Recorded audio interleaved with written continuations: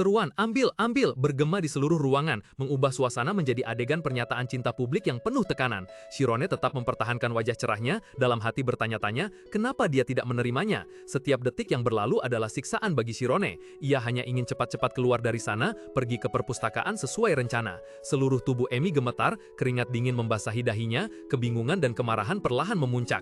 Ia terbata-bata tanpa kata, hanya bisa mengeluarkan suara-suara lirih di tenggorokannya. Sangat merepotkan, pikiran itu melegak di benak Emi. Tak tahan lagi, dalam sekejap hilang kendali. Ia mengayunkan tangan dan menepisnya dengan kuat. Cangkir kopi terbang dari tangan Shirone, membuatnya terkejut. Cairan coklat itu berhamburan ke udara, lalu jatuh ke tanah, menciptakan pemandangan kacau. Sorakan kegembiraan itu langsung mereda, digantikan oleh teriakan-teriakan kaget yang memekakkan. Shirone terdiam, mata biru gelapnya melebar tak percaya pada apa yang baru saja terjadi. Di tengah kekacauan, Cheryl berdiri terpaku. Kedua tangannya menutupi mulut, dengan panik memanggil nama temannya, "Emi!" Cangkir kertas menggelinding tak beraturan menuruni tangga batu, cairan coklat gelap di dalamnya tumpah ruah, mengotori halaman akademi yang berwarna cerah. Emi Karmis, dengan wajah memerah karena marah, tiba-tiba berbalik menghadap Shirone Aryan yang berdiri terpaku. "Kau pikir aku akan menyerah jika kau terus membawakan hal-hal seperti ini padaku?" teriaknya, menunjuk lurus ke arahnya. "Kau seorang siswa, tapi tidak fokus belajar, baru saja sudah menggoda siswi lain, jangan pernah membawakan hal-hal ini padaku." Saat itu, Cheryl bergegas mendekat, mencoba menenangkan situasi. "Hei, Amy, maaf, aku akan meminta maaf untuknya." Tapi Amy tidak peduli, dia berbalik dan pergi dengan dingin, meninggalkan Shirone membeku dan bisikan-bisikan cacian dari kerumunan di sekitar. Benar-benar keterlaluan. Cheryl dengan cemas mengejar temannya. "Ada apa denganmu? Bagaimana jika rumor aneh menyebar?" Amy membentak, langkahnya sama sekali tidak melambat. "Biarkan saja mereka, orang-orang ini memang penganggur, yang suka bikin masalah. Asalkan aku bisa masuk kelas kelulusan, semua ini akan berakhir." Ditinggalkan di belakang, Shirone menjadi pusat gosip penuh iba. "Kupikir dia putri es, siapa sangka dia seburuk itu." Kasihan sekali Shirone. Di tengah halaman sekolah yang ramai, punggungnya terlihat begitu kesepian. Shirone perlahan membungkuk, menatap genangan kopi yang tumpah di tangga. Sebuah pikiran tiba-tiba terlintas di benaknya. Mata birunya terbuka lebar karena terkejut. "Benarkah, sekarang aku tidak perlu melakukan ini lagi?" Di bawah sinar matahari lembut kampus akademi, Shirone berjalan dengan langkah berat, rambut pirangnya terurai menutupi sebagian wajahnya. Dari jauh, sekelompok siswi berkumpul, berbisik-bisik dengan mata penuh simpati. "Oh tidak, dia terlihat terluka, kasihan sekali." Tapi begitu tak terlihat oleh mereka, Shirone tiba-tiba berhenti. Wajah sedihnya lenyap seolah tak pernah ada, digantikan senyum cerah lebar. Dia mengangkat kedua tangannya ke langit, berseru dengan gembira dan lega. "Hebat, aku bebas sekarang." Malam itu, di perpustakaan pertama, ruangan yang sunyi hanya diisi suara gesekan pena bulu di atas kertas. Emi Karmis menundukkan kepala di meja kayu ek, rambut merah cerahnya terurai putus asa. Dia mengertakkan gigi, dalam hati berteriak tanpa suara. "Sial, aku melakukan ini untuk menghentikan siswa baru menyebarkan rumor aneh, tapi pada akhirnya akulah yang menyebarkan rumor. Untungnya aku mengakhirinya sebelum rumor menyebar terlalu jauh." Tapi itu bukan hal yang penting. Kekecewaan memuncak, mata birunya tiba-tiba bersinar merah aneh, memancarkan cahaya misterius dalam kegelapan perpustakaan. Ini adalah mata merah keluarga Karmis, dengan sebutan akademis memori citra diri. Sebuah keterampilan yang memungkinkan pengguna untuk mengingat keadaan mereka pada saat diaktifkan. Di tengah lapangan sekolah yang bermandikan matahari, Emi Karmis duduk di bangku kayu, rambut merah menyalanya menonjol di hadapan bangunan utama akademi yang memancarkan cahaya sihir samar. Wajahnya sedikit kesal. Di antara kerumunan siswa yang berlalu lalang, Shirone Aryan tersenyum mendekatinya, segelas kopi di tangannya. Ia berkata dengan sopan, "Senior, ini kopi Anda." Selama 10 hari terakhir, Emi telah mengingat dengan jelas penampilan Shirone setiap kali ia menjalankan tugas untuknya. Ia berpikir dalam hati, betapa menariknya reaksi Shirone pada hari pertama. Namun, semuanya telah berubah. Hari kedua berlalu, lalu hari ketiga, keempat, sampai hari ke-10. Gambaran Shirone dengan senyum tenang dan tentram terus berulang di benaknya. Pemuda yang berdiri di depannya sekarang masih dengan senyum itu, tetapi tanpa sedikit pun kebingungan. Selama 9 hari berikutnya, tatapan di mata birunya tidak berubah sama sekali. Mata biru Emi mengamati dengan cermat, mencatat fakta yang menakjubkan itu. Pena di tangan Emi tiba-tiba patah menjadi dua dengan suara krak kering. Pikirannya masih sibuk menganalisis pertemuannya dengan Shirone. Ia percaya bahwa sekeras apapun seseorang ingin menyembunyikan perasaannya, mereka tidak bisa menyembunyikan tatapan mata, karena sistem saraf otonom adalah sesuatu yang tidak bisa dikendalikan. Namun, saat Shirone menyodorkan secangkir kopi kepadanya, ia sama sekali tidak melihat gerakan apapun di pupil mata pemuda itu. Apa artinya itu? Jika seseorang bisa menjaga matanya tetap tenang sepenuhnya, berarti ia bisa mengendalikan emosinya seperti robot, atau ia benar-benar tulus. Dalam keheningan perpustakaan di malam hari, di bawah cahaya lampu kuning yang hangat, Emi dan Cheryl duduk berhadapan melalui meja kayu panjang. Emi dengan tegas meletakkan pena yang patah, suara kecil itu memecah keheningan. Cheryl mendongak dari bukunya. "Oh Emi, kamu sudah mau pulang, kalau begitu, kita pulang bersama saja." Emi sudah berdiri, merapikan buku-bukunya.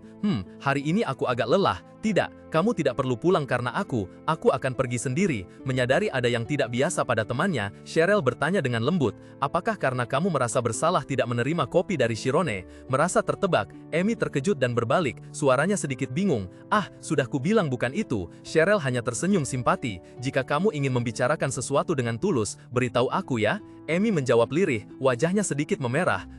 Terima kasih." Langkah kaki Emi Karmis yang lelah bergema di koridor panjang dan sunyi akademi. Di bawah langit-langit biru tua yang didekorasi megah, dia menghela napas, merasakan kepenatan menyelimutinya. "Aku lelah sekali," pikirnya. "Semuanya tidak berjalan sesuai rencana, membuat pikiranku kacau balau. Aku harus istirahat sebentar." Baru saja mendorong pintu kayu yang berat, Emi terdiam ketika melihat sosok yang dikenalnya. Menunggunya tidak lain adalah Jack Ardius. Dia bersandar di pagar pembatas, memegang cangkir, sambil tersenyum sedikit sombong. Jack berbicara lebih dulu, dengan nada sedikit menggoda. "Kau selesai lebih awal hari ini, Emi, aku kira aku harus menunggumu sampai tengah malam." Emi menyipitkan mata menatapnya, ekspresinya penuh keraguan. "Mengapa kau menungguku? Begitu banyak waktu luang?" Jack mengangkat bahu. "Jangan begitu kasar, aku sudah mendengar desas-desus. Kudengar ada pria ceroboh bernama Shirone yang mengganggumu." Mendengar itu, sakit kepala menyerang Emi sehingga dia harus memegang dahinya. Dia bertanya dengan kesal, "Jangan-jangan kau kesini hanya untuk mengejekku?" "Tentu saja tidak," jawab Jack. Gerakannya menjadi lebih lembut saat dia membuka tutup cangkir, membiarkan uap panas mengepul keluar. Dia mengulurkannya padanya. "Ambillah ini adalah kopi barat berkualitas tinggi, sesuatu yang tidak bisa kau temukan di akademi. Seseorang yang luar biasa seperti Emi, pantas diperlakukan dengan pantas."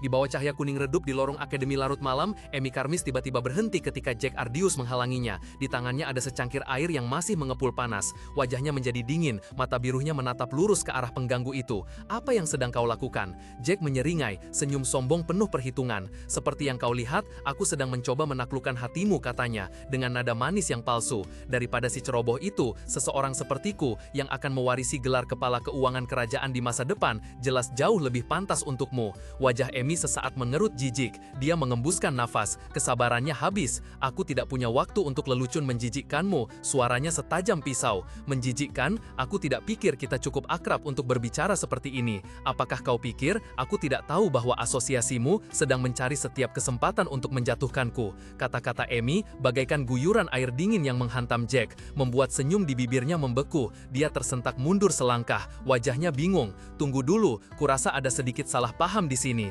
Jack berkata cepat, lalu tiba-tiba meraih lengan Emi. Senyum palsu itu lenyap, digantikan ekspresi mengancam.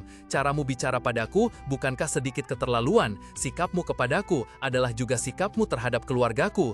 Jack mendekat, matanya dingin dan suaranya mengeras. Bersamaan dengan itu, dia memiringkan cangkir dan menuangkan seluruh cairan ke lantai tepat di kaki Emi. "Aku tidak bisa memaafkan mereka yang mencemarkan nama baik keluargaku." Dengan senyum puas, Jack menatap Emi dengan angkuh, nadanya penuh makna tersirat. "Sebagai anggota keluarga Karmis yang terhormat, kau juga tahu itu bukan?" Udara tiba-tiba menegang, senyum Jack membeku saat mendengar balasan Emi yang dingin dan setajam pisau. "Dasar bajingan menyedihkan." Tertegun, Jack tergagap. "Apa?" Emi mendongak, rambut merah menyalanya menonjol di ruang koridor yang agak gelap. Mata birunya berkilat jijik saat dia terus melontarkan kata-kata tajam. "Hanya karena sedikit terkenal di sekolah, kau jadi tidak tahu diri. Bagi seseorang yang bukan apa-apa tanpa dukungan keluarga, bagi seorang pecundang yang membentuk kelompok aneh dan diam-diam menindas orang lain." Dia menyeringai licik, nada suaranya panjang dan mengejek. "Apa artinya kehormatan itu?" Keterkejutan di wajah Jack perlahan memudar, digantikan oleh ekspresi gelap yang menakutkan. Sebuah urat menonjol di pelipisnya, dan dia menggertakkan giginya. Sudut bibir Jack melengkung membentuk seringai jahat, memperlihatkan giginya yang putih saat dia mengeluarkan suara "hah" yang penuh kebencian dan ancaman. Kemarahan meledak, Jack Ardius memegang kepalanya, urat-urat menonjol di pelipisnya. Dia menggertakkan giginya dan meraung, "Dasar bocah nakal ini!" Jack melangkah maju ke arah Amy, bayangannya memanjang di lantai di bawah cahaya lampu ungu yang misterius. Suaranya meneteskan penghinaan. "Sepertinya kau ingin pamer karena kau dari kelas 1, tapi tahukah kau siapa yang memiliki kekuasaan setara dengan keluarga Karmis? Nama keluargamu mungkin yang terbaik, tapi tidak punya kekuasaan nyata sedikit pun. Dengan kekuasaan kami, keluarga kami bisa membuat sumber keuangan keluarga Karmis menyering. Sekarang kau sudah mengerti masalahnya?" Menghadapi ancaman terang-terangan itu, Amy Karmis hanya menjawab pelan dengan yang penuh pengertian. Senyum lembut, hampir geli, merekah di bibirnya saat dia melanjutkan, "Sekarang aku mengerti." Mata Amy menjadi dingin, senyum di bibirnya berubah menjadi seringai penuh niat jahat. Dia menatap lurus ke arah Jack, suaranya dingin, "Benar, mata ini adalah mata orang jahat. Tidak seperti Chiron, matamu hanyalah sepasang mata ikan busuk."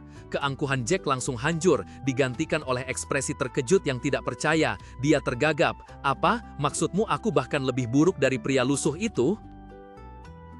Delivery canggung tersenyum canggung, nyaris gila, suaranya menggema di koridor sepi. "Baiklah, aku akui aku salah urutan. Seharusnya aku singkirkan pengganggu itu sebelum mencoba mendapatkan dia. Aku bisa membuat orang sepertinya tak pernah lagi memakai sihir hanya dalam sehari. Aku akan tunjukkan betapa hebatnya aku." Ancaman kurang ajarnya melayang di udara, namun alih-alih takut, Amy Karmis hanya terdiam. Keheningan mengerikan menyelimutinya, dan dalam kegelapan, mata merah menyalanya memancarkan cahaya berbahaya. Tak menyadari perubahan itu, Jack terus membual, namun ucapannya terpotong oleh suara tajam yang menggelegar. Sebuah tamparan dahsyat. Amy telah bertindak secepat kilat. Pukulannya begitu kuat hingga Jack terhuyung jatuh ke belakang, cangkir di tangannya terlempar, cairan di dalamnya berhamburan di lantai ubin. Sambil memegangi pipinya yang perih, Jack tertegun sesaat. Keterkejutan segera terganti oleh amarah yang membara. Urat menonjol di pelipisnya. Ia menggeretakkan gigi, mengaum, "Ini bajingan sombong! Aku memberimu kelonggaran karena kau cantik, tapi ada batasnya."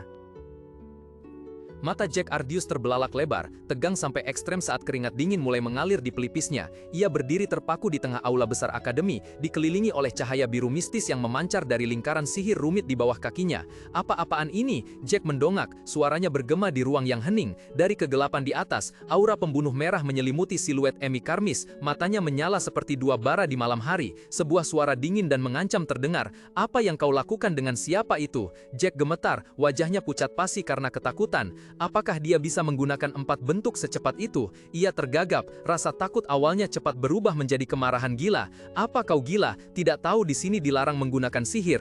"Puha aha." Amy melangkah turun dengan tenang, wajahnya angkuh dan penuh tantangan. Ia menyeringai, apa yang bisa dilakukan oleh seorang tuan muda manja? Setidaknya Chirone tidak bertindak berdasarkan keluarga. Dia adalah orang yang bertanggung jawab atas keputusannya. "Aku bertaruh kau tidak akan bisa mengejarnya bahkan dalam setengah tahun lagi." Ejekan Amy bagai pisau yang menusuk langsung ke harga diri Jack. Ia mengertakkan gigi, menggeram. Gadis kecil ini sungguh. Tiba-tiba, Jack terhenti. Ia merasakan perubahan aneh di udara sekitarnya. Sebuah kesadaran mengerikan terlintas di benaknya. Dia telah mengisi area ini dengan udara.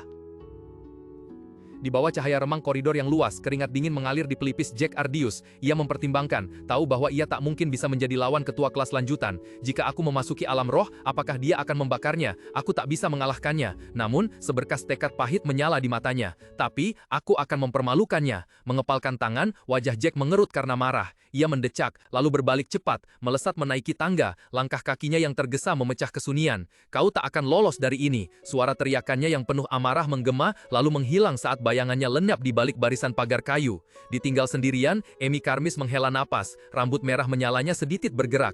Ia mengangkat tangan menutupi wajahnya yang memerah, sebuah perasaan aneh merayapi hatinya. "Sudah lama aku tidak sesemangat ini," gumamnya. Namun, setelah itu, kegembiraan menghilang, memberi tempat pada aliran pikiran yang kacau. Mengapa aku melakukan itu? Karena dia mengancamku, atau karena takut dia akan menemukan rahasiaku? Di tengah campur aduk emosi, bayangan Chirone Aryan dengan senyum lembut dan tatapan teguh tiba-tiba muncul dalam benaknya. Suaranya terdengar jelas, tulus dan hangat.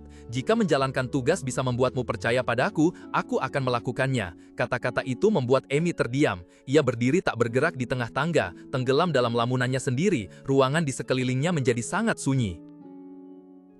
Deli mendecak kesal, matanya memancarkan kekecewaan bercampur pasrah. Sial, sepertinya besok dia juga tidak akan datang, pikirnya dalam hati. Namun saat pikirannya perlahan tenang, perasaan jernih yang aneh merayapinya. Melihat ke langit malam yang berkilauan di luar jendela, tempat bulan purnama tergantung di antara galaksi ungu pekat, dia mendadak merasa lega. Tapi justru berkat dia, pikiranku jadi sangat jernih. Beberapa hari kemudian, di Akademi Sihir Alpies, sinar matahari pagi yang cerah menyinari halaman batu yang luas. Para siswa berseragam gelap berjalan melewati gerbang utama, memulai hari belajar baru dalam suasana damai seperti biasa, dan riak kecil yang tanpa sengaja diciptakan Emi mulai menyebar. Mata ungu Cheryl berkaca-kaca, wajahnya pucat pasi karena ketakutan. Di tangannya ada secari kertas lusuh berisi tulisan tangan yang mengancam, "Aku menahan Shirone, datanglah ke aula pelatihan nomor 14 sebelum jam 6 sore, sebelum aku mengebirinya. Jika kau melapor ke guru, aku akan membuatmu menyesal seumur hidup." Di bawah sinar matahari yang hangat di halaman sekolah, sangat kontras dengan isi gelap surat itu, Cheryl menyerahkan kertas itu kepada Shirone. Wajahnya masih menunjukkan ekspresi panik. Shirone mengambil surat itu, mata birunya terbelalak kaget saat membaca setiap kata. Dia tergagap, suaranya penuh kebingungan, dan menyadari kebenaran yang mengerikan. Mungkinkah senior Emi telah pergi menyelamatkanku? Jawabannya ada di akhir surat, pada permukaan yang ternoda bintik-bintik darah kering. Dua kata, penyihir hitam, tertulis seperti tanda tangan keji. Dan kemudian, semua ingatan tentang hari yang menentukan itu membanjiri, menenggelamkan pikiran Shirone seperti gelombang yang dahsyat.